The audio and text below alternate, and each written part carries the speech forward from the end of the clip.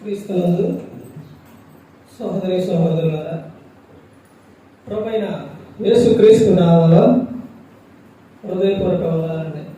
ముందుగా ఇంత మంచి సమయాన్ని ఇచ్చిన తండ్రి అయిన దేవునికి ప్రభువైన క్రీస్తు ద్వారా కృతజ్ఞతాస్తుతులు చెల్లిస్తున్నారండి. అందరూ బాగున్నారండి. వాక్యం చదువుకొని ప్రార్థన చేసుకున్న తర్వాత పాఠంలోకి వెళ్దామండి.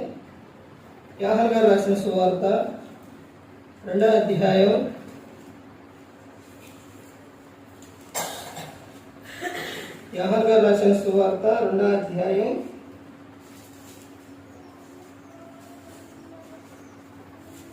17వ వచనం. ఆయన శిష్యులు, నీ ఇంటిని గూర్చిన ఆసక్తి నన్ను భక్షించునని రాయబడి ఉన్నట్టు జ్ఞాపకము చేసుకుని ప్రార్థన చేసు. పరలోకమందున్న మా తండ్రి, పరిశుద్ధ ప్రేమ గల తండ్రి, గొప్ప తండ్రి, యెహోవా తండ్రి, అయ్యా మీ ప్రియకుమారుడు యేసుక్రీస్తు ప్రభువారి ద్వారా కృతజ్ఞతాస్తుతులు చెల్లిస్తున్నాము నాయన. ఆరాధన క్రమంలో మీరు నడిపించండి నాయన. వాక్యం బోధించుండగా ఈ లోక సంబంధమైన జ్ఞానంతో కాకుండా మీ జ్ఞానంతో మాట్లాడే భాగ్యం దయచేస్తారని మా ప్రభువైన యేసుక్రీస్తు నామములో వేడుకుంటున్నాం తండ్రి, ఆమేన్. ప్రభువైన యేసుక్రీస్తు నామములో హృదయపూర్వక వందనాలండి. దేవుని కుమారుడు యేసుక్రీస్తు ప్రభువు ఈ లోకానికి వచ్చిన తర్వాత పరలోక రాజ్యం సమీపిస్తుంది కనుక మారు మనసు పొందమని ప్రకటింప మొదలుపెట్టారు. ప్రతి ఆదివారం తర్వాత బైబిల్ క్లాస్ బుధవారం ఇందులోని ఒక అంశం అనేది తీసుకొని దాని గురించి చెప్పడం అనేది జరుగుతుంది. చాలామంది ఎక్కువగా, నేనని కాదండి, చాలామంది ఎక్కువగా ఏంటంటే పేరు చెప్పరు, అంశం అనేది ఎవరు చెప్పరు. ఎందుకంటే ఒక అంశం చెప్తారు అని అంటే దాని మీదే వెళ్ళాలి. కానీ ఎక్కువ సేవకులు ఎక్కడా కూడా చెప్పరు. దాని మీద వెళ్ళినప్పుడే చెబుతారన్నమాట. అందుకని అది రాసుకుంటే ఎప్పటికైనా ఉపయోగపడుతుంది. ఒక అంశం అనేది, అంశం ఏంటంటే పాఠం పేరు ఆసక్తి. పాఠం పేరు ఏంటి? ఆసక్తి. ఏ ఏ విషయంలో ఆసక్తి అనేది బైబిల్ గ్రంథం నుంచి చూస్తే ఇక్కడ యేసుక్రీస్తు ప్రభువారు ఈ విషయం, ఇప్పుడు చదవబడిన ఈ విషయంలోని జరిగిన సందర్భం ఏంటంటే, నాడు ఇశ్రాయేలీయులు యెరూషలేములో జరిగిన విషయం ఏంటంటే, అక్కడ జరుగుతున్న విషయం పైనుంచి చూడండి, 13వ వచనం నుంచి రండి. యూదుల పస్కా పండుగ సమీపింపగా యేసు యెరూషలేమునకు వెళ్ళి, అక్కడికి వెళ్ళారు. యేసుక్రీస్తు ప్రభువారు వెళ్ళారు. ఇప్పుడు ధనం గురించి వచ్చేసరికి, అంటే డబ్బు గురించి వచ్చేసరికి ఇప్పటి నుంచి కాదు, యేసుక్రీస్తు ప్రభువారు ఉన్నప్పటి నుంచి కూడా, అప్పటి నుంచి ఉంది ఈ పన్ను కట్టడం గురించి, తర్వాత ఈ డబ్బు గురించి, ఇదంతా కూడా అప్పటి నుంచి ఉంది. అయితే అక్కడ వచ్చిన ప్రజలు ఎక్కడికి వచ్చారంట? దేవాలయానికి వచ్చారు.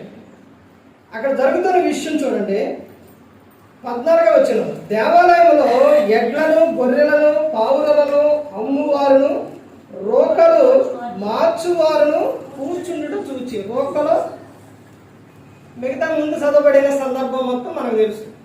ఎడ్లు, గొర్రెలు, మేక ఇవన్నీ తెలుసు. కానీ రోకలు అంటే డబ్బు, అంటే మార్కెట్.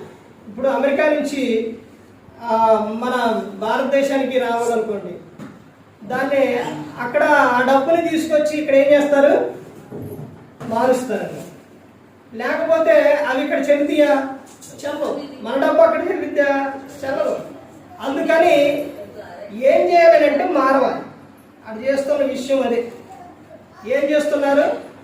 రోకలు మార్చువారు అంటే వాడు ఆ డబ్బును తీసుకొచ్చి ఏం చేస్తున్నారనంటే, వీళ్ళకి కూడా కావాలి, అంటే మన దేశం ఇక్కడ కావాలి కాబట్టి వాడు ఏం చేస్తున్నారంటే డబ్బుని మారుస్తున్నారు, మార్చుకున్నారు.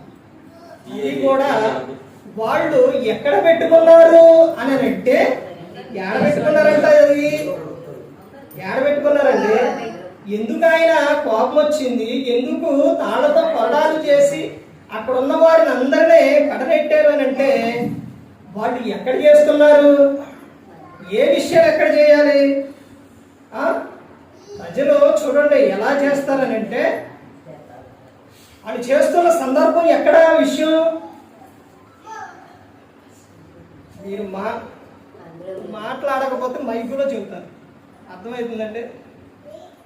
తెలుసు ఎలా చెబితే నాకు బాధ కలిగింది. సర్లే నేను వదిలే. కానీ ఎక్కడనంటే దేవాలయం, వాళ్ళు అక్కడే చెబుతున్నారు. చూడండి ఏమనంటే, చూడండి దేవాలయంలో వాడు చేస్తుంది ఎక్కడంట? దేవాలయంలో చేస్తున్నారు. ఆ దేవాలయం ఏంటంట చెబుతున్న సందర్భం చూడండి.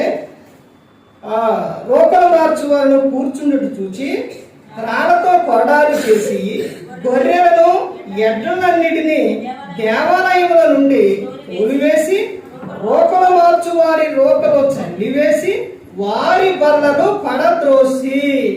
అంటే వీడు చేస్తున్న విషయం ఏంటంటే అక్కడ రోకలు మారుస్తున్నారు. అయితే ఆ రోకలు కూడా ఏంటి అని అంటే చల్లివేసి, అంటే ఎక్కువగా ఏ కనపడతాయి అప్పుడున్న విధానం ఏంటండి? కాయిన్స్ ఏంటి అయ్యి అక్కడ అయ్యే చల్లివేసి తర్వాత వారి బల్లను పడద్రోసి బావురములమ్ము వారితో వీటిని ఎక్కడ నుండి తీసుకొని పోండి, నా తండ్రి ఇల్లు వ్యాపారపుటిల్లుగా చేయకూడని చెప్పాను.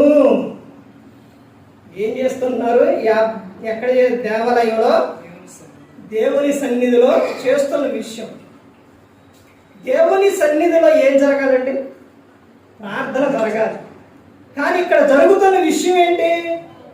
వ్యాపారం జరుగుతుంది. డబ్బు మార్పిడి, గొర్రెలు, మేకలు, పావురాలు ఇవన్నీ కూడా ఎక్కడ? దేవాలయానికి పెట్టుకున్నారు. అంటే వచ్చేవాళ్ళు మొత్తం కూడా విదేశీయుల నుంచి వచ్చేవారు అందరూ కూడా ఎక్కడికి రావాలి? దేవాలయానికి. అక్కడికి వచ్చి అక్కడ ఇప్పుడు గొర్రెలు మేకలు ఇవనంటే ఇట్ని మన భాషలు ఇక్కడ ఏమంటారు? సంత. ఆ తర్వాత ఈ రోకలు మార్చే ఇవన్నీ కూడా అంటే అక్కడికి వచ్చి ఆ దేవాలయంలో చేస్తున్నారు ఇవన్నీ. అప్పుడు యేసుక్రీస్తు ప్రభువు అక్కడికి వెళ్ళారు. తర్వాత వాళ్ళందరినీ అక్కడి నుంచి వెళ్ళిపోమని చెప్పారు. దేవాలయాల్లోని, దేవుని మందిరాల్లోని ఈ రోజున దేవుని మందిరం అంటే మనిషికి ఆసక్తి లేదు. ఎలాంటి ఆసక్తి అంటే ఎక్కడ ఏదైనా ఒకటేగా అని. ఒకనాడు జరిగిన సందర్భం ఏంటంటే ఎక్కడో కాదు, మా ఊర్లోనే వీరాకపురంలోనే దేవాలయ ఆ మందిరంలోని ఏం చేసేవాళ్ళు అంటే ఎక్కువగా మా చిన్న వయసులోనే క్యాసెట్లు తీసుకొచ్చి వేసేవాడు, సినిమాలు వేసేవాడు. అందులోనే పండగలు వచ్చినాయి అంటే డ్యాన్స్, అదంతా కూడా అయిపోయిన తర్వాత దేవ మందిరం కట్టారు. కట్టిన తర్వాత కూడా ఇప్పుడు ఏదన్నా కానీ మాట్లాడాలన్నా, ఎవరన్నా ఏదన్నా ఒక మీటింగ్ అయినా, లేకపోతే నాయకులు వచ్చినా, ఎవరైనప్పటికీ కూడా ఎక్కడంట? అన్నీ అక్కడే, అన్నీ అందులోనే మాట్లాడాలి, అందులోనే. లేకపోతే ఎవరన్నా వచ్చినా కానీ ఏదన్నా సందర్భం కూర్చొని మాట్లాడాలన్నా అన్నీ కూడా ఎక్కడ? అక్కడే జరిగేవి. ఆ తర్వాత జరిగిన ముందు కాలం వెళుతున్న సందర్భాల్లోనే ఇక ఎప్పుడైతే అక్కడ సంఘ పెద్దగా ఒక సంవత్సరం నన్ను నియమించారు, వెంటనే నాకు అధికారం వచ్చింది కదని మొత్తం కూడా ఇక్కడ ఏది కూడా చేయడానికి ఇక వీలు లేదు. ఇందులోకి వచ్చి మీరు మాట్లాడటాలు కానీ, ఇందులో బయటికి తీసుకెళ్ళటాలు కానీ ఏది కూడా వీలు లేదు. వీలు లేదంటే ఊరుకుంటారా? ఇవన్నీ ఎప్పటి నుంచి వస్తున్నాయి? ఎప్పటి నుంచో వస్తున్నాయి. ఇప్పుడు వచ్చి నువ్వు ఇవన్నీ కుదరదంటే ఊరుకుంటారండి? ఎదురు తిరిగారు బాగా, మామూలు కాదు. అయినప్పటికే అక్కడున్న సేవకుడు ఆయన సపోర్టుగా ఇద్దరు కలిసి మాట్లాడినప్పుడు ఆ సందర్భాలు నేను ఇలా చెప్పడం, ఆయన వాక్య రూపంలో ఇలా చెప్పడం, ఇవన్నీ జరిగిన తర్వాత అక్కడ క్రమం క్రమంగా ఒక్కొక్కటే ఆగిపోయింది.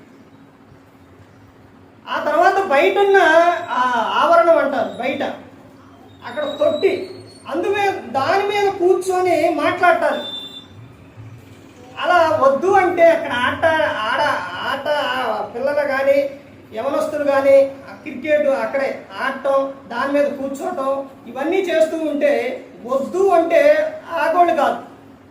ఎట్లా దేవుని కృప ద్వారా దేవుని ప్రార్థన చేస్తే దాని చుట్టూ ఫినిషింగ్ వచ్చింది.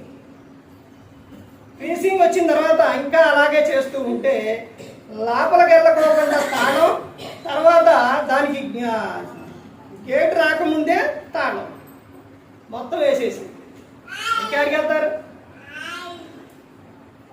ఇక తర్వాత ఒక సందర్భంలోని వీళ్ళు బయట నుంచి వీళ్ళు ఉంటారు కండి, బుధవారం నాడు వీళ్ళు నర్సు ఈ మీటింగ్లు పెడతారు. వాళ్ళు వచ్చి తీసి అక్కడ పెట్టేసరికి ఆ విషయం చెప్పేసరికి అక్కడ ఎవరు తీసుకోవాలి అంటే ఒక సేవకుడు అక్కడ చెప్పిన తర్వాత సేవకుడు అక్కడ నుంచి వెళ్ళిన తర్వాత రెండో విషయం ఎవరు తీసుకోవాలి అంటే సంఘ పెద్దలు చెప్పాలి.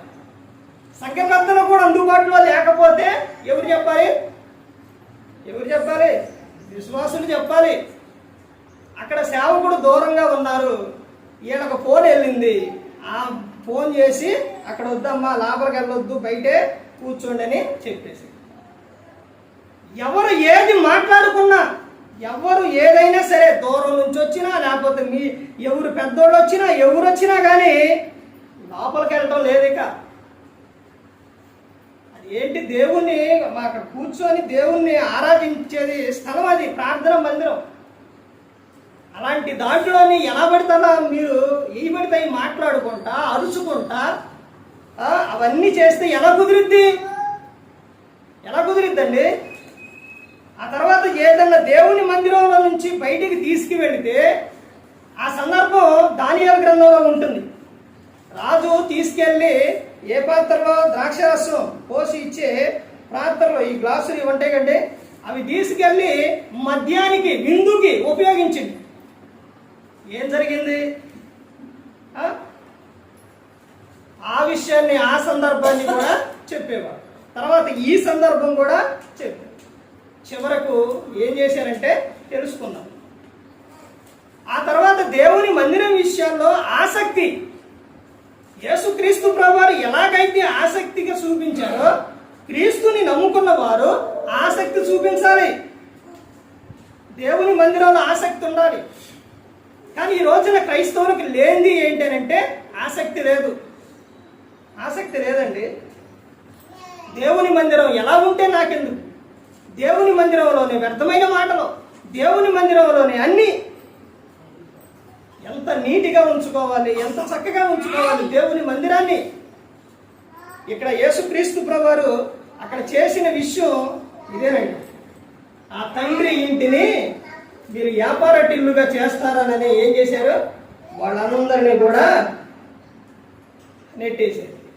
నెట్టిన తర్వాత అప్పుడు శిష్యుడికి ఒక విషయం గుర్తొచ్చింది. తండ్రి అయిన దేవుడు ప్రవచనం చెప్పారు, ఇప్పుడు నెరవేర్పు జరిగింది. ప్రవచనం ఎక్కడుంది? కీర్తన గ్రంథం 69వ కీర్తన 9వ వచనంలో ఉంటుందన్నమాట. తండ్రి అయిన దేవుడు అక్కడ చెప్పిన ప్రవచనం శిష్యులకు గుర్తొచ్చి వాళ్ళు చెబుతున్న విషయం చూడండి.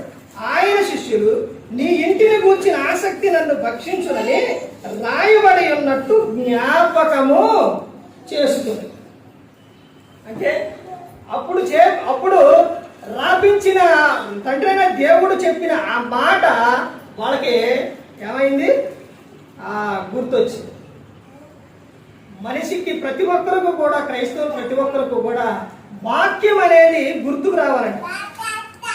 వాక్యం వెళ్ళినప్పుడు, చదివినప్పుడు, మనం చేసే సందర్భాల్లో మనకి ఏం గుర్తుకు రావాలంటే ఆ వాక్యము గుర్తుకు రావాలి. ఇక్కడ చెప్తున్న విషయం నీ ఇంటిని గూర్చిన ఆసక్తి.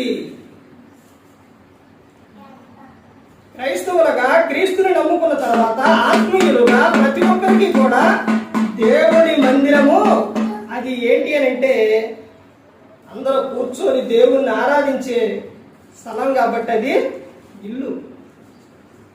మనం ఉండే ఇల్లు అది అందరూ కూడా శరీర సంబంధమైనది అయితే ఆత్మ సంబంధమైన ఇల్లు అండి.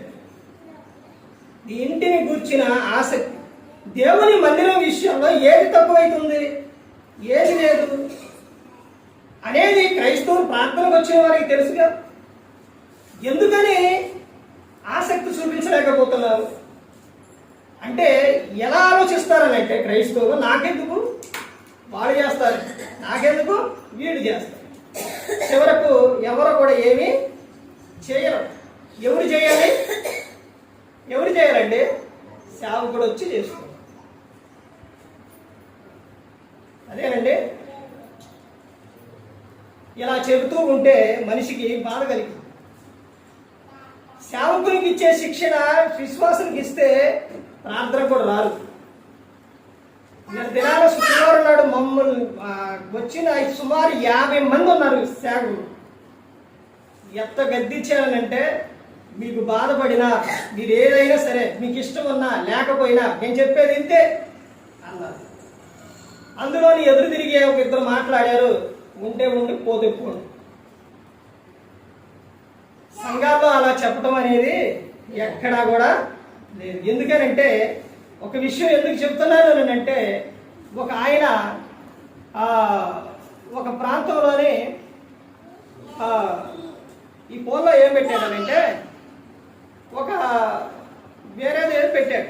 పెట్టిన తర్వాత ఇది మరలా ఎందుకు వారు మనసు పొంది బాప్తిస్మం తీసుకున్నారు, క్రీస్తులో ఉన్నారు, మరలా ఎందుకు ఇవి అని మెసేజ్ పెట్టినందుకు వాట్సాప్ రాకుండా వాళ్ళది నాది వెళ్ళకుండా బ్లాక్ లిస్ట్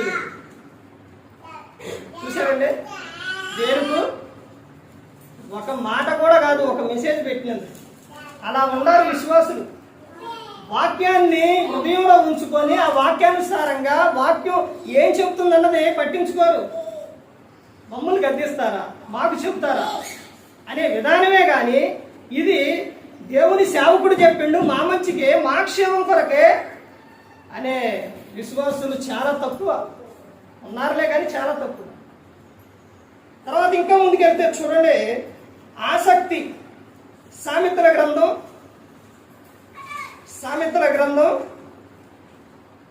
20వ అధ్యాయం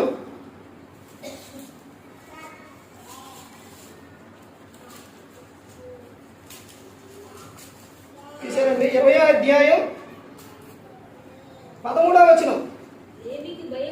లేమికి భయపడి నిద్రయందు ఆసక్తి ఇడుము, నీవు మేల్కొని ఉండిన ఎడల ఆహారము తిని తృప్తి పొందుదువు. ఏ విషయంలోనంట ఆసక్తి? ఏ విషయంలో ఆసక్తి? మనిషికి ఎక్కువగా ఇప్పుడు ఆసక్తి చూపించేది ఏ విషయం మీద? నిద్ర మీద. నిద్ర మీద ఎక్కువ ఆసక్తి. ఏ విషయంలో ఆసక్తి అంటే ఆ నిద్ర కూడా ఏ సందర్భంలో ఆసక్తి అంటే మన పనుల విషయంలో ఒక అర్జెంటుగా ఎక్కడికైనా వెళ్ళాలంటే ఏదన్నా పని ఉంటే త్వరగా మేల్కొంటారు, త్వరగా లేస్తారు. కానీ ప్రార్థన అనే విషయానికి వచ్చేసరికి ఏం చేస్తారు? అప్పుడే లెగరం. ప్రార్థన సందర్భం వచ్చేసరికే లెగరం. వెళ్దాంలే అనే విషయం ఇక్కడ చెప్తున్న సందర్భం ఏంటి అంటే చూడండి, ఒక వ్యక్తి జాబ్కి వెళ్ళొచ్చినా పనికి వెళ్ళొచ్చినా ప్రార్థన జరుగుతూ ఉంటే బాగా మేము ఎక్కడికి వెళ్ళొచ్చాం ఈరోజు? విపరీతమైన ఎండ లేకపోతే వాన లేకపోతే చలి, ఇందులోని బాగా పనిచేసి అలసిపోయి వచ్చాం. ఇంకేడికి వెళ్తాం? కొంచెం సేపు రెస్ట్ తీసుకుంటాం, ప్రార్థన వద్దే కాదు. కానీ ఇక్కడ చెప్తున్న విషయం ఏంటంటే, ఇక్కడ చెప్తున్న సందర్భం చూడండి ఏమని చెప్తున్నారో, లేమికి భయపడి నిద్రయందు ఆసక్తి విడుము. తర్వాత నువ్వు చెప్తున్న విషయం, నువ్వు మేల్కొని ఉండిన ఎడల ఆహారము తిని తృప్తి పొందుదువు. ఎప్పుడు నిద్ర నిద్ర నిద్ర నిద్ర అనుకుంటూ ఉంటే ఏమొచ్చింది? లేవులే వచ్చింది. నువ్వు మేలుకొని ఉంటావు అనుకోండి, ఏది చేసినా కానీ లాభమే వచ్చింది. నువ్వు మేలుకొని ఉండి నువ్వు పని చేస్తే నీకేమొచ్చింది అని చెబుతున్నారు? ఏం తింటామని చెబుతున్నారు? ఎలా తింటామని చెబుతున్నారు? అక్కడే చెబుతున్నారు, ఆహారము తిని తృప్తి పొందుదువు అని చెబుతున్నారు. ఎప్పుడు కూడా నిద్ర యందు ఆసక్తి చూపించకూడదండి. తర్వాత ఇంకా ముందుకెళ్తే చూడండి, అపోస్తుల కార్యాలు 17వ అధ్యాయం.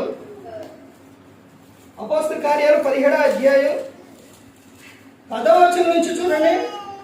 వెంటనే సహోదరుడు రాత్రి వేళ పౌలును సీలను బెరియాకు పంపించి వారు వచ్చి యూదుల సమాజ మందిరంలో ప్రవేశించి, వీరు దెస్సలోనికలో ఉన్న వారి కంటే గనులై ఉండిరి గనుక ఆసక్తితో వాక్యమును అంగీకరించి పౌలును సీలయను చెప్పిన సంగతులు అలాగున్నవో లేవని ప్రతిదినము లేఖనములు పరిశోధించుచూ వచ్చిరి. ఏ విషయాల పట్ల వీళ్ళు ఆసక్తి చూపించారు? చదివిన రెఫరెన్స్లోనే ఉంటుంది. వాక్య విషయాల్లో, వాక్యమందు వాక్యాన్ని ధ్యానించే విషయాల్లో ఏం కలిగి ఉండాలంట? ఆసక్తి కలిగి. మనం అన్ని విషయాల్లో, క్రైస్తవులు అన్ని విషయాల్లో ఆసక్తి కలిగి ఉంటారు. కానీ వాక్యం కాడికి వచ్చేసరికి ఆసక్తి ఉంది, వాక్యాన్ని ధ్యానించేసరికి వచ్చేసరికి ఆసక్తి ఉంది. అందుకనే క్రైస్తవుడు ప్రతి ఒక్క శోధనకి పడిపోతాడు. ఈ వాక్యం గురించి చెప్తున్న విషయం కీర్తన 119వ కీర్తన 9-10 వచనాల్లో ఏమని చెప్తారండి? ఏమని చెప్తారు? మనకు కొన్ని విషయాలు, కొన్ని వాక్యాలు కంఠస్థం రావాలండి. యవనస్తులు తొట్టిల్లిపోకుండా పాపం చేయకుండా ఉండటకు నీ వాక్యంలో జాగ్రత్తగా చూసుకున్నట్టు చేతనే కదా. అంటే వాక్యం ఏమి రావాలి? ఎక్కడ ఉండాలి? మన హృదయంలో ఉండాలి. ఆ వాక్యం హృదయంలో ఉన్నప్పుడు ఆ వాక్యం ఏం చేస్తుంది? నువ్వు చేసేది మంచి చెడు వెంటనే చెప్పేస్తుంది. ఒక స్త్రీని మోహం చూపుతో చూడొద్దు అని యేసుక్రీస్తు ప్రభువు చెప్పారు. వెంటనే నువ్వు అలా చూసేటప్పుడు వాక్యం గుర్తొచ్చు. దొంగిలింపొద్దు అని దేవుడు చెప్పారు. అలా నువ్వు చేసేటప్పుడు వెంటనే ఇది తప్పు అని వచ్చింది. నీ పొరుగు వారి మీద అబద్ధ సాక్ష్యం పలకవద్దు, నిందించవద్దు అనే విషయానికి వచ్చేసరికి వాడి మీద కోపపడుతున్నా, ఏదన్నా అంటున్నా దేవుడు ఎలా చెప్పిండుగా అనే విషయం గుర్తు. అసలు ఇక్కడ విషయం ఏంటంటే, తెస్సలోనికలో ఉన్న సంఘము క్రీస్తు రాకడ సమయంలో ఎత్తపడటానికి సిద్ధంగా ఉన్నారు. వాళ్ళకి చెబుతున్న విషయం ఏంటంటే, అపోస్తలుడైన పౌలు గారు, ఇదిగో మీరు రాకడ ఆయన వచ్చినప్పుడు ఎత్తబడుటకు మీరు సిద్ధంగా ఉన్నారు. ఆ పత్రికలు చదవండి, రాసిన 1వ దశలోనిక 2వ దశలోనిక పత్రిక చదవండి, అర్థమవుతుంది. సిద్ధంగా ఉన్నారు కాబట్టి మీరు అపవాది మిమ్మల్ని శోధిస్తారు. ఆ శోధనకు మీరు పడిపోకుండా మీ ఆత్మను, దేహమును రెండింటినీ కూడా మీరు జాగ్రత్తగా కాపాడుకోండి. ప్రార్థన ఎందుకు పట్టుదల కలిగి ఉండండి. ఆత్మను ఆర్పకుడి, వాక్యాన్ని చదివించండి, దేవునికి కృతజ్ఞతాస్తుతులు చెల్లించండి, ఎల్లప్పుడూ ఆనందంగా ఉండండి అనే విషయాలు అపోస్తలుడైన పౌలు గారు వాళ్ళకి చెబుతారు. అలా చెప్పిన అపోస్తలుడైన పౌలు గారే కానీ ఇక్కడ ఒకరి గురించి చెబుతున్నారు. ఏమని? తెస్సలోనికలో ఉన్న వారి కంటే గనులంట. ఎవరాళ్ళు? బెరియా సంఘం. ఎందుకని గనులు అని అంటే, వాళ్ళు వాక్యాన్ని ఏం చేస్తున్నారు? వాళ్ళకేం చెప్పారు? తెస్సలోనికలో ఉన్న సంఘానికి ఏం చెప్పారు? ఇదిగో మీరు ఈ జాగ్రత్తలు కలిగి ఉండాలని చెప్పారు. కానీ వీళ్ళేం చేస్తున్నారు? వాక్యాన్ని ధ్యానిస్తున్నారు. అంటే వీళ్ళకి చెప్పే పని లేదు. అర్థమైందండి? అందుకని వాక్యాన్ని ధ్యానించే మనకి ఇంకేంటండి చెప్పేది? అందుకని ఏమని చెప్తున్నారు వీళ్ళు ఎవరని చెప్తున్నారు? అపోస్తలుడైన పౌలు గారు గనులు అని చెబుతున్నారు. ఎందుకనంటే వాళ్ళు వాక్యాన్ని ఏం చేస్తున్నారు? ధ్యానిస్తూ ఉన్నారు. పౌలు సీల చెప్పిన సంగతులు అలా ఉన్నవో లేవని ఎప్పుడంట? ప్రతి దినము. ఒకరోజు కాదు, ఒక నెల కాదు, ప్రతి దినము కూడా లేఖనాన్ని ఏం చేయాలి? పరిశోధించాలి. ప్రతి దినము కూడా క్రైస్తవుడు వాక్యం చదవాలి, ధ్యానించాలి. ఒక్కొక్క సందర్భంలో చదవటం అవకాశం ఒకవేళ కుదరకపోయినా వాక్యాన్ని మాత్రం ధ్యానించాలి. కానీ నిత్యము ప్రార్థన చేయాలి. పక్షికి 2 రెక్కలుంటే ఎలాగైతే ఎగరగలవో అలాగే క్రైస్తవునికి ప్రార్థన వాక్యం 2 రెక్కలు. ఈ 2 గల లేకపోతే అపవాది ఏం చేస్తారు? ఎరేసేస్తారు. నువ్వు ఏదైతే కలిగి ఉన్నావో, ఏ ఆలోచన అయితే కలిగి ఉన్నావో, ఏ చూపు అయితే కలిగి ఉన్నావో దాన్ని బట్టి నీకు ఎరేసేస్తాను. భక్తులు అలాగే వేసింది, దావీదు గారిని, సంసోను గారిని, వీళ్ళందరినీ కూడా. కానీ వాక్యము మనలో ఉన్నప్పుడు, వాక్యాన్ని ధ్యానించినప్పుడు, ఇదిగో ఇది చేస్తే తప్పు, ఇది చేస్తే ఇది కరెక్ట్, ఇది తప్పు అని తెలిసిపోతుంది. అందుకని చెప్తున్నారు కదా, వాక్యం ధ్యానించే విషయంలో క్రైస్తవులు ఏం కలిగి ఉండాలి? ఆసక్తి కలిగి ఉండాలి. మనుషులు వ్యర్థమైన మాటలకి ఎక్కువ ప్రాధాన్యత ఇస్తారు. ఎక్కడ 2-3 ఉంటే పనికి మాలి మాటలన్నీ మాట్లాడుకుంటారు. వాక్యం గురించి వచ్చిద్దే, ఈ రోజు వాక్యం నేను ఈ విషయం విన్నాను, ఇదిగో బైబిల్లో నేను ఇది చదివాను అనే వాక్యం గురించి వచ్చిందే రాదు. అలా మాట్లాడుకోరు. బయటికి వెళ్ళినా, పనులకు వెళ్ళినా, ఎక్కడైనా ఉన్నా కానీ దేవుని వాక్యం గురించి కానీ, దేవుని మాట గురించి కానీ చెప్పుకోవడం కానీ, ధ్యానించడం కానీ అలాంటివి వస్తే మీరు ఎలా ఉంటారో తెలుసండి. మీరు చేసే పని విషయంలో ఇంకా ఆసక్తి కలిగి ఉంటారు. ఇక్కడ చెబుతున్న విషయం ఏంటంటే, వాక్యాన్ని ధ్యానించే విషయంలో ఏం కలిగి ఉండాలి? ఆసక్తి కలిగి ఉండాలి. తర్వాత ఇంకా ఎన్నో విషయం చూడండి. 4వ విషయం చూడండి. అపోస్తలుడైన పౌలు గారు రోమీయులకు రాసిన పత్రిక, అపోస్తలుడైన పౌలు గారు రోమీయులకు రాసిన పత్రిక 12వ అధ్యాయం 11వ విషయం, 11వ వచనం. ఆసక్తి విషయంలో మాంద్యులు కాక ఆత్మయందు తీవ్రత గలవారై ప్రభువుని సేవించుడి. ఆసక్తి విషయంలో ఏమి రాకూడదంట? మాంద్యత రాకూడదు. ఎప్పుడు నువ్వు ఆసక్తి కలిగి ఉండాలి. క్రైస్తవుడు అంటే ఏంటో తెలుసండి. ఎక్కడున్నావో తెలుసా మనం? అపోస్తలుడైన పౌలు గారు ఎఫెసీయులకు రాసిన పత్రిక 6వ అధ్యాయం 10-11 వచనాల నుంచి చదువుకుంటున్నాండి, అర్థమవుతుంది. ప్రతిదినం ఏంటో అర్థమవుతుంది. అంటే మనం ఈ లోకంలో ఉన్నోనే ఎలా పడితే మనం అలా జీవించవచ్చు అనుకుంటున్నానండి. మనం ఉంది ఎక్కడో తెలుసా? ఎలా తెలుసండి? యుద్ధ భూమిలో యుద్ధానికి వెళ్ళిన సైనికుడు యుద్ధం చేయకపోతే ఏం జరిగింది?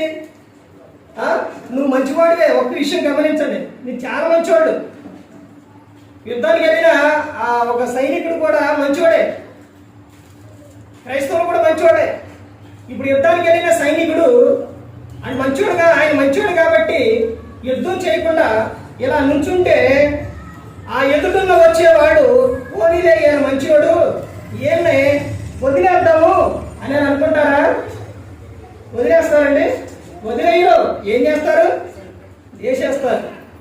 అలాగే క్రైస్తవురాలు మీ మంచివాడే, కానీ మంచివాడిలే అని అపవాది వదిలేస్తారు అనుకున్నారా? మంచి ప్రవర్తన మంచిగా కలిగి ఉన్నామని వదిలేస్తాను అండి. కానీ దాంతోపాటు ఏం కావాలో తెలుసా? అక్కడ ఉన్న యుద్ధంలో ఉన్న సైనికుడు ఎలాగైతే యుద్ధం చేయాలో అలాగే ప్రతి ఒక్క క్రైస్తవుడు కూడా మంచి పేరుంటే సరిపోదు. అర్థమైందంటే దానికి తగ్గ ఏముండాలి? ఖడ్గం ఉండాలి, వాక్యం ఉండాలి, ప్రార్థన ఉండాలి, వాక్యం ఉండాలి. అర్థమవుతుందండి? ప్రతి దినము కూడా పోరాడుతూనే ఉండాలి. మంచోడు కదని అలాగే నువ్వు ప్రార్థన యందు, వాక్యం అందు నువ్వు లేకపోతే అపవాది ఏం చేస్తారు? ఏదో ఒక దానికి నువ్వు కలిగి ఉన్న దానికి ఎరేసేస్తారు. అందుకని ఆసక్తి విషయాల్లో ఏముండకూడదు? మాంద్యత ఉండకూడదు. అందుకని చెప్తున్నారు, ఆత్మ యందు ఏం కలిగి ఉండాలి? తీవ్రత కలిగి ఉండాలి. క్రైస్తవుడు అంటే చల్లారిన జీవితం కలిగి ఉండకూడదండి. ప్రతి దినము కూడా బగ మండుతూనే ఉండాలి. ప్రతి దినము కూడా నువ్వు ఏ చేయాలి? మోకాళ్ళేసి ప్రార్థన చేయాలి, వాక్యాన్ని ధ్యానించాలి, దేవుని పని విషయాల్లో ఆసక్తి కలిగి ఉండాలి. అలా లేవు అని అంటే నీ ఆత్మీయ జీవితం ఏమైపోతుంది? చల్లారిపోతుంది. ఆత్మ యందు ఎప్పుడైతే తీవ్రత ఉండదో నీ ఆత్మీయ జీవితం చల్లారిపోయింది. చల్లారిపోతే నెక్స్ట్ ఏం చేస్తారంటే నిన్ను లోకానికి కనెక్ట్ చేసేస్తారు. నువ్వు తిట్టినా, లేకపోతే నువ్వు ఏది అన్నా, నువ్వు ఏది చేసినా క్రైస్తవులన్నా ఏదో ఒక విషయంలో ప్రార్థన మానేస్తారు కానీ అపవాది ప్రయత్నం మాత్రం మానడం. నువ్వేదన్నా ప్రతి దినము కూడా ఈరోజు అయిపోయింది, ఈరోజు ప్రార్థన చేసావు, రేపు చేసే పని లేదులే అనుకునే విధానం లేదు. అర్థమైందండి? రేపు కూడా చేయాలి. అలా ప్రతి దినము చేస్తూనే ఉండాలి. ప్రతి దినము కూడా నువ్వు ఆసక్తి కలిగి ఉండాలి. నీలో మాంద్యత అనేది రానే రాకూడదు. మనం చేసే పనుల్లో కానీ ప్రతి ఒక్క విషయంలో ఎలా ఆసక్తి చూపిస్తాం, అలాగే దేవుని విషయాల్లో కానీ ప్రార్థన యందు, వాక్యం యందు, దేవుని పనుల విషయాల్లో ఆసక్తి కలిగి ఉండాలి. ఆత్మ యందు తీవ్రత కలిగి ఉండాలి. తర్వాత 5వ విషయం చూడండి, అపోస్తలుడైన పౌలు గారు కొరింథీయులకు రాసిన 2వ పత్రిక 9వ అధ్యాయం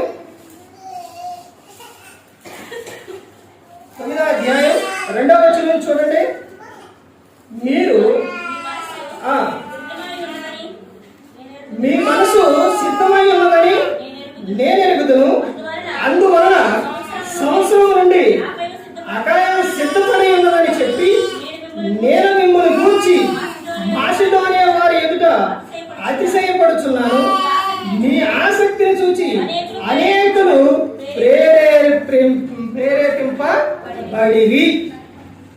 ఇక్కడ సందర్భం ఏంటి? మీ ఆసక్తిని చూసి, అంటే వాళ్ళ ఆసక్తిని చూసి ఏం చేశారు? అనేకులు ప్రేరేపింపబడిరి. అంటే క్రైస్తవులుగా మీ ఆసక్తిని చూసి అనేకులు ఎలా ఉండాలండి? నేర్చెల్లిపోవాలి, దూరం అయిపోవాలి. అంతేనా? కాదండి. ఎలా ఉండాలంట? ప్రేరేపింపబడాలి. అనేకులు ప్రేరేపింపబడాలి అంటే ఆ విషయాల్లో మరి ఎలా ఉండాలండి అనుకుంటున్నారా? ఆసక్తి విషయాల్లో. ఒకవేళ నీవు ఏ బాధ అయినా కానీ, ఏ విషయంలో ఉన్నా కానీ అది నాకు చెప్పు అననే అపోస్తలుడైన పౌలు గారు గ్రంథంలో రాస్తూ ఆయన చెబుతున్న విషయం దేవునికి మీ ప్రతి ఒక్కటి కూడా తెలియజేయండి. ఫిలిప్పీయులకు 4వ అధ్యాయం 4వ వచనం. ఎల్లప్పుడూ కూడా ప్రేరేపింపబడాలంటే ఎల్లప్పుడూ కూడా ఎవరి యందు ఉన్నారంట? ఎవరి యందు? ప్రభువునందు ఆనందించుడి. మరలా చెప్పుదును అంటే మరలా చెప్తాడు, ప్రభువునందు మీరేం చేయాలి? ఆనందించాలి. నువ్వెప్పుడైతే ప్రభువునందు ఆనందిస్తావో అనేకులు చూసి ఏమంటారనంటే, క్రీస్తుని నమ్ముకుంటే ఈ విధంగా ఉంటుందా? ప్రార్థనకి వెళ్ళేవారంటే ఈ విధంగా ఉంటారా? ఇంత ఆసక్తి కలిగి ఉంటారా? ఇంత హుషారుగా ఉంటారా? ఇంత యాక్టివ్గా ఉంటారా అనే విషయం వాళ్ళు తెలుసుకున్నారు. ఒక విషయం గమనించండి, నువ్వు ఎప్పుడైతే ఈ గ్రంథం పట్టుకుంటావో, ఎప్పుడైతే దేవుని మందిరానికి వస్తావో నిన్ను గమనిస్తూనే ఉంటారు. నన్ను ఎవరు చూడట్లేదులే అనుకుంటున్నారంటే లేదండి, ప్రతి ఒక్కరు కూడా మిమ్మల్ని గమనిస్తూనే ఉన్నారు. అందుకని మీరు ఎలా ఉండాలని చెప్తున్నారంటే మీరు ప్రభువునందు ఆనందంగా ఉండాలి. అలా ఉన్నప్పుడు అనేకులు మిమ్మల్ని చూసి ఏమవ్వాలంట? ప్రేరేపింపబడాలి.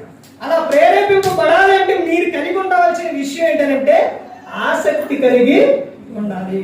తర్వాత ఇంకా ముందుకెళ్తే చూడండి ఏమో చెప్తున్నారు. గలతీయులకు అపోస్తలుడైన పౌలు గారు గలతీయులకు రాసిన పత్రిక 2వ అధ్యాయం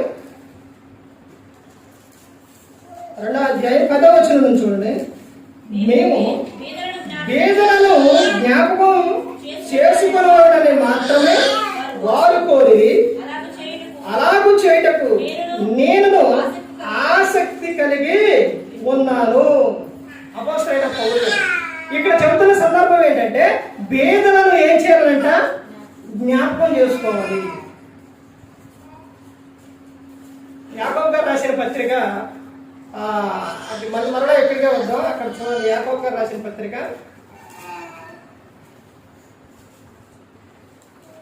1వ అధ్యాయం 27వ వచనం. తండ్రి అయిన దేవుని ఎదుట పవిత్రమును నిష్కళంకమైన భక్తి ఎదురుగా దిక్కులేని పిల్లలను, విధవరాళ్లను వారి ఇబ్బందులు పరామర్శించుటయు, ఇహలోక మాలిన్యము తనకంటకుండా తన్ను తాను కాపాడుకుంటయే. దిక్కులేని పిల్లలను, విధవరాళ్లను వారి ఇబ్బందులు పరామర్శించుట. ఇందాక అక్కడ ఏమని చెప్తున్నారు? వేదనను జ్ఞాపకం చేసుకోవాలని. ఆ తర్వాత ఆ విషయం అపోస్తలుడైన పౌలు గారు ఆయన ఏమని చెప్తుండో, ఆయన ఏమని చెప్తుండండి, నాకు కూడా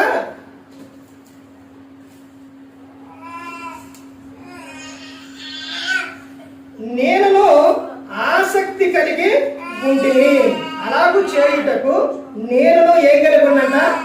ఆసక్తి కలిగి ఉన్నాను. అంటే వేదనను జ్ఞాపకం చేసుకునే విషయంలో క్రైస్తవులుగా ఏం కలిగి ఉండాలంటే ఆసక్తి కలిగి ఉండాలి. ఆ విధంగా ప్రతి ఒక్కరు కూడా ఏదో ఒక సందర్భంలోని, అంటే మనకు ఉన్న దాంట్లోనే, అర్థమవుతుందంటే అప్పు చేసో గొప్ప కోసమో ఎలాంటివి చేయమనట్లేదు, కానీ దేవుడు నీ దగ్గర ఉన్న దాంట్లోనే నువ్వేం చేయమని చెప్తున్నారు? సహాయం చేయమని చెబుతున్నాడు. అలా చేసినప్పుడు, అలా చేస్తే మీకు అది దీవెనేనండి, ఆశీర్వాదమేనండి.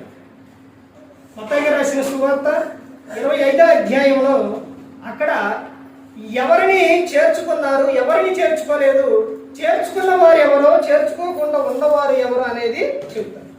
ఆశీర్వదింపబడిన వారులారా, శపింపబడిన వారులారా అని చెబుతారు. ఎవరు ఆశీర్వదింపబడిన వారనంటే ఆకలి కొన్న వారికి ఆకలను, తర్వాత అక్కడ బట్టలు లేని, వస్త్రాలు లేని వారికి వస్త్రాలను, తర్వాత ఇంకా ఏ సందర్భాలు చెబుతారనంటే అక్కడ ఎవరైనా ఇబ్బందుల్లో ఉన్నా, లేకపోతే ఆ సందర్భం మొత్తం చూడండి, మీకు చదివిస్తే క్లారిటీగా అర్థమవుతుంది. మత్తయి సువార్త 25వ అధ్యాయం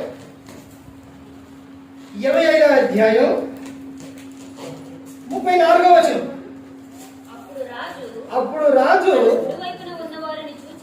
కుడివైపున ఉన్న వారిని చూచి, నా తండ్రి చేత ఆశీర్వదింపబడిన వారులారా రండి, లోకం పుట్టినది మొదలుకొని మీ కొరకు సిద్ధపరచబడిన రాజ్యమును స్వతంత్రించుకోండి. నేను ఆకలి వంటిని, మీరు నాకు భోజనం పెట్టిదిరి, తప్పికొంటిని, నాకు దాహం ఇచ్చిదిరి, పరదేశినై ఉంటిని, నన్ను చేర్చుకొంటిరి, దిగంబరునై ఉంటిని, నాకు బట్టలు ఇచ్చిదిరి, రోగినై ఉంటిని, నన్ను చూడవచ్చిదిరి, సరసాలలో ఉంటిని, నా యొద్దకు వచ్చిదిరని చెప్పును. అందుకు 37వ వచనం. అందుకు నీతిమంతులు, ఎప్పుడు నీవు ఆకలి కొని ఉండడం చూచి నీ ఆహారం ఇచ్చితివి, నువ్వు తప్పికొని ఉండడం చూచి ఎప్పుడు దాహం ఇచ్చితివి, ఎప్పుడు పరదేశమై ఉండడం చూచి నిన్ను చేర్చుకుంటువి, దిగంబరమై ఉండడం చూచి బట్టలు ఇచ్చితివి, ఎప్పుడు రోగివై ఉండటైనను సరసాల్లో ఉండటైనను చూచి నీ యొద్దకు వచ్చితివని ఆయనను అడిగెదరు. అందుకు రాజు, నిప్పిలైన ఈయన సహోదరులలో ఒకరికి మీరు చేసితిరి కనుక నాకు చేసితిరని నిశ్చయముగా మీతో చెప్పుచున్నానని వారితో అను. ఎవరికంట? ఎంతమందికంట? అంటే ఇలా చెబితే అనుకుంటారు కదా, వామ్మో ఇంతమందికి ఎంతమంది ఉన్నారు, ఇంతమందికి యాకేస్తాం అనుకొని వెంటనే భయపడతారు. కానీ అక్కడ ఏమని చెప్తున్న సందర్భం, ఏమని చెప్తున్నారు? ఒకరికైనను మీరు చేసిన ఎడల, ఎంతో మంది ఉంటారు కానీ ఒకరికైనను మీరు చేసిన ఎడల మీరు ఎవరికి చేసినట్టు? నాకు చేసినట్టేనని యేసుక్రీస్తు ప్రభువారు చెబుతున్నారు. అందుకనే చెప్తున్నారు కదా, వేదనను జ్ఞాపకం చేసుకున్నట నాకు ఆసక్తి కలిగి ఉన్నదని అపోస్తలుడైన పౌలు గారు చెబుతున్నారు. ప్రతి ఒక్క క్రైస్తవుడు కూడా కలిగి ఉన్నారు. ఎంతో మంది మనం వెళ్ళేటప్పుడైనా, ఎక్కడికైనా ప్రయాణమే వెళ్ళేటప్పుడైనా కానీ ఎంతో మంది మనకి కనపడుతూ ఉంటారు.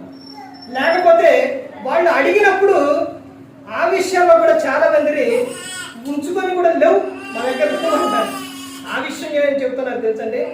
ఉపకారమును ధర్మమును చేయుట మర్చిపోకుడి, అది దేవునికి ఇష్టమైనది అని చెప్తాను. నీ దగ్గర నిన్నేమో 100,000 ఏమైనా ఇవ్వనట్లేదు, నీ దగ్గర ఉన్న దాంట్లో నువ్వు ఎంతైతే ఇవ్వాలనుకున్నావో అడిగినప్పుడు అంటే సహాయం చేయి. అది 1 రూపాయి 10 రూపాయలైనా ఎంతైనా కానీ అడిగినప్పుడు సహాయం చేయాలి. ఉపకారమును ధర్మమును ఎప్పుడు కూడా మర్చిపోకూడదు అని చెప్తారు. వేదనను జ్ఞాపకం చేసుకున్నట అది నాకు ఆసక్తి కలిగి ఉన్నదని చెప్తున్నాను. ఇంకా బైబిల్ గ్రంథంలో చూస్తే చాలా విషయాలు ఉన్నాయండి. తర్వాత ఇంకా ముందుకెళ్తే చూడండి, హెబ్రీయులకు రాసిన పత్రిక విషయాలు చూసి ముగించుకుందండి. హెబ్రీయులకు రాసిన పత్రిక 6వ అధ్యాయం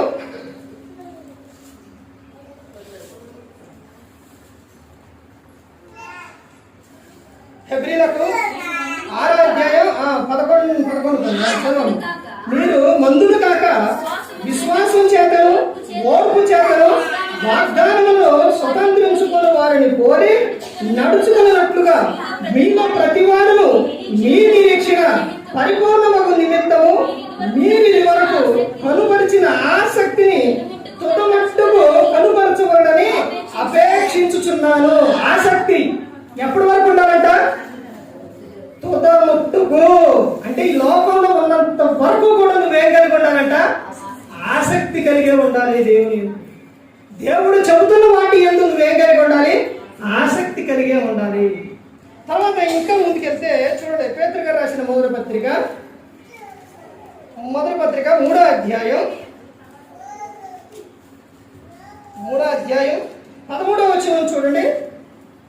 మీరు మంచి విషయంలో ఆసక్తి గలవారైతే మీకు హాని చేయువాడెవడో. చూశారండి, ఏం చిన్నక్కడ క్వశ్చన్ మార్క్. మీరు మంచి విషయాల్లో ఆసక్తి కలిగి ఉన్నారు. ఎవరు ఏం చేస్తారు? నాకు వాళ్ళంటే పడదండి, వీళ్ళంటే పడదండి, నేను వాళ్ళకంటే నచ్చదండి, లేకపోతే వారు అలా మాట్లాడుతున్నారండి, వాళ్ళు మమ్మల్ని ఎలా దూషిస్తున్నారండి, ఎలా చేస్తున్నారని అంటే అక్కడ చెప్తున్న విషయం ఏంటంటే, నువ్వు మంచి విషయాలు నువ్వు ఆసక్తి కలిగి ఉంటే నీకెవడ హాని చేస్తారు? నిన్నెవరేమంటారు? నువ్వు ప్రేమ కలిగి ఉన్నప్పుడు, మంచిగా ఉన్నప్పుడు ఎవరు నిన్నంటారు? ఎవరు అనరు. ఇంకా నీతోనే ఇంకా స్నేహంగా ఉంటారు, చక్కగా ఏం చేస్తారు? మాట్లాడతారు. తర్వాత ఇంకో విషయం చూడండి, ప్రకటన గ్రంథం 3వ అధ్యాయం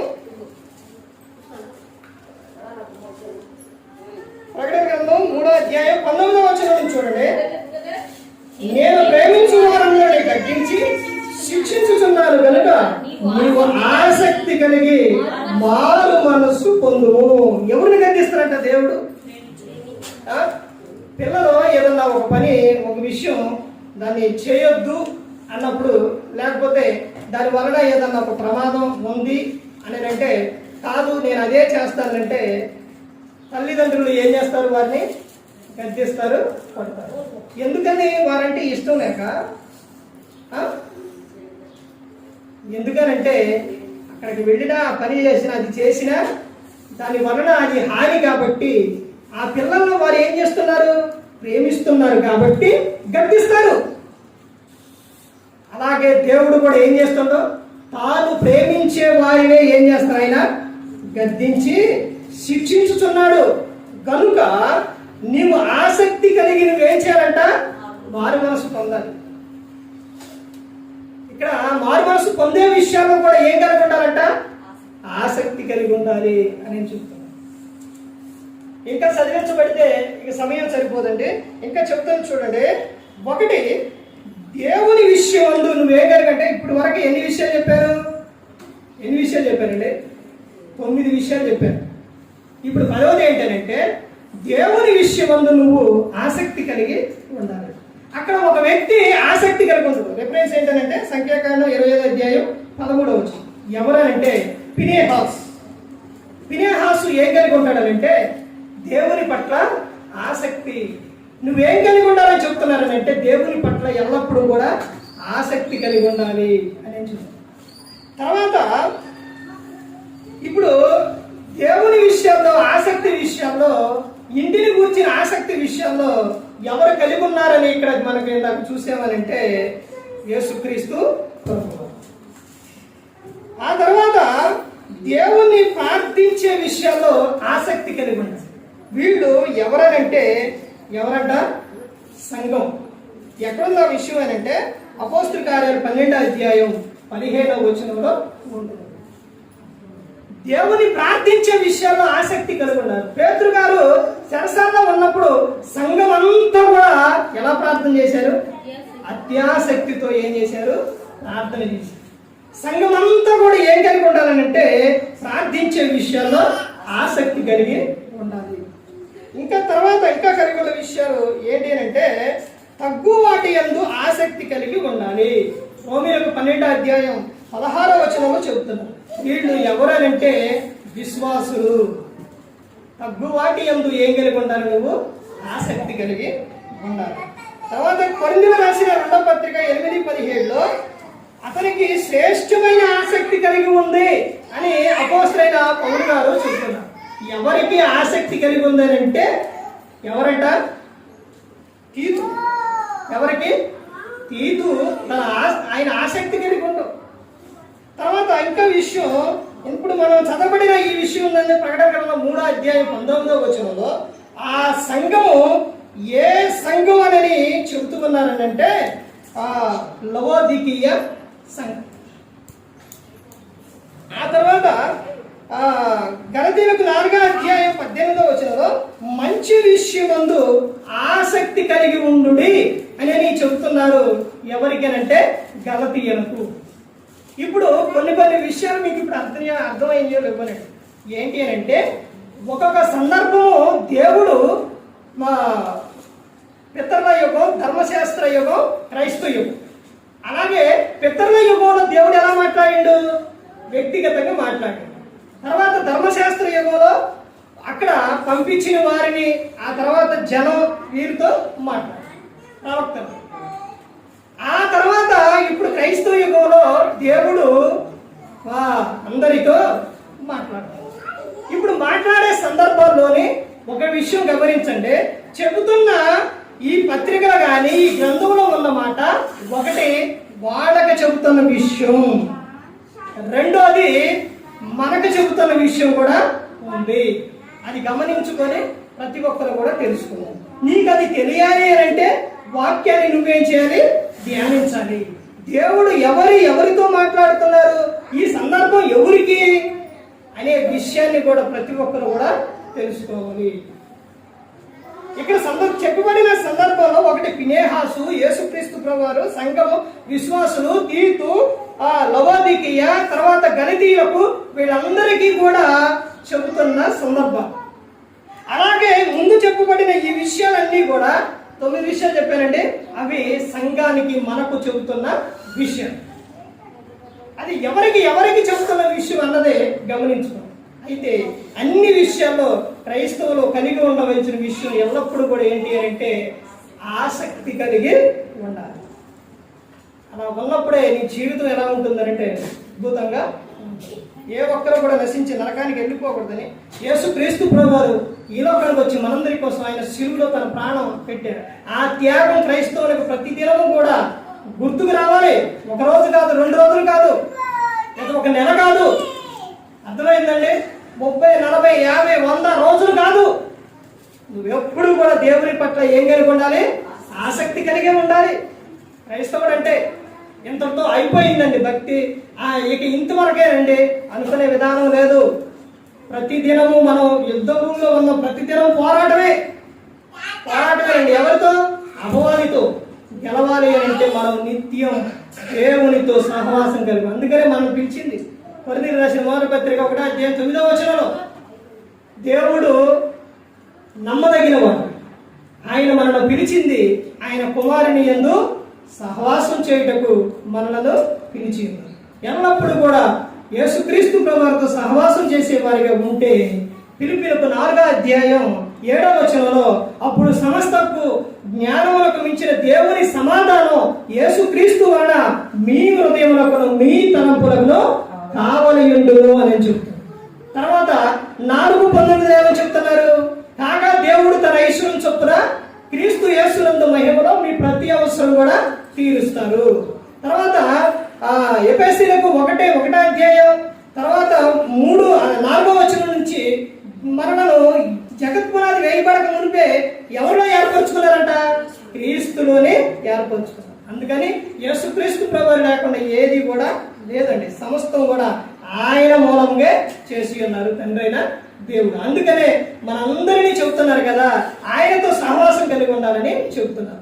యోహాను సువార్త 14:6 యేసుక్రీస్తు ప్రభువు చెబుతారు, నేనే మార్గం, నేనే సత్యం, నేనే జీవం, నా ద్వారానే మీరు ఎక్కడికి వస్తారంట?